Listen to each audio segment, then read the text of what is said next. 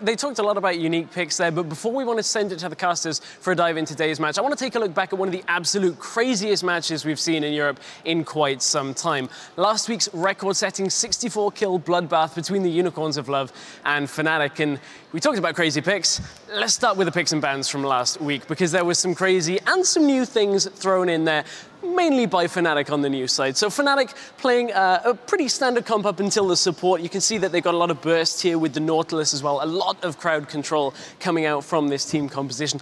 But it's the Unicorns of Love that we want to focus on a little bit here. And now Cassiopeia has come back into the meta a little bit, but Yorick hasn't seen too much play. But this composition as a whole is actually a bit of a Unicorns of Love special. They've run this before when they were in Challenger against H2K in the playoffs in the semi-finals last year, and ironically against Forbidden. So Forbidden should have had a bit of an idea of what was coming.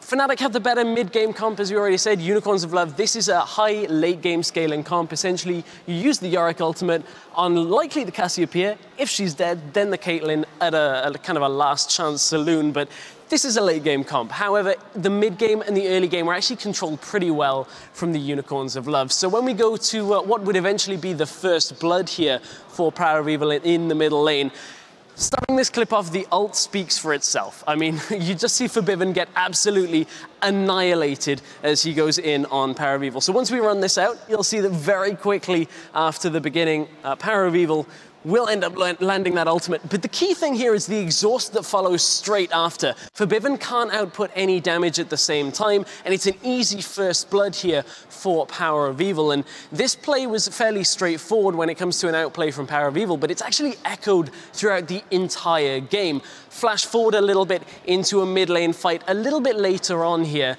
which was a 2 versus 4, which should have gone in favor of Fnatic. But as we roll this out, what you'll see here from Fnatic is they land a lot of crowd control and damage onto Kikis, and Power of Evil turns his attention once again to Forbidden, lands a lot of damage, blows him up to begin the fight, and then it's a matter of 2 tanks and 1 damage threat here from Huni that try to get onto Power of Evil, who, as he gets ultimated, look at the exhaust here on Lissandra as she heads into the team fight.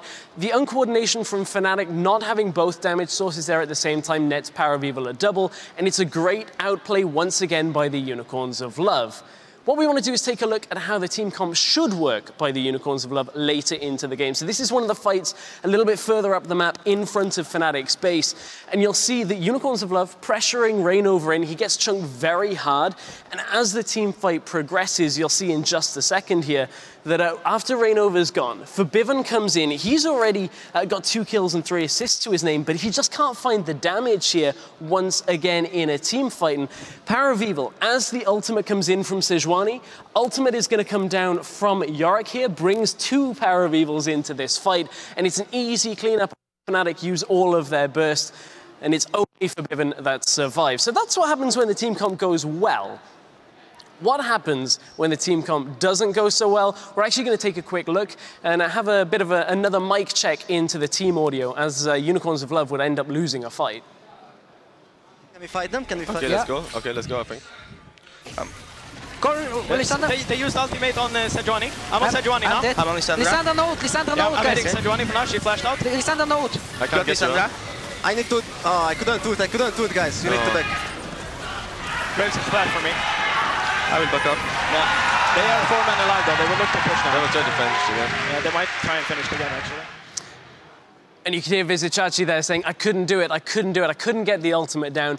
The rest of the team fights for the game, we all saw how the Nexus was so close twice. Unicorns of Love would win the last desperate team fights. If you caught Mike Check, there was a whole load of screaming in the later fights. But let's take a look at the player who tied all of the mayhem together. It's our Week 8 and the only 2-time MVP of the Spring Split, the Unicorns of Love's Power of Evil. He had an absolutely amazing week last week. Bringing back his quintessential picks, the Syndra came back into Power of Evil's playbook, and the Cassiopeia. He had a fantastic week in last week's games, and we'll see whether he can continue that with the last 2 games of the season.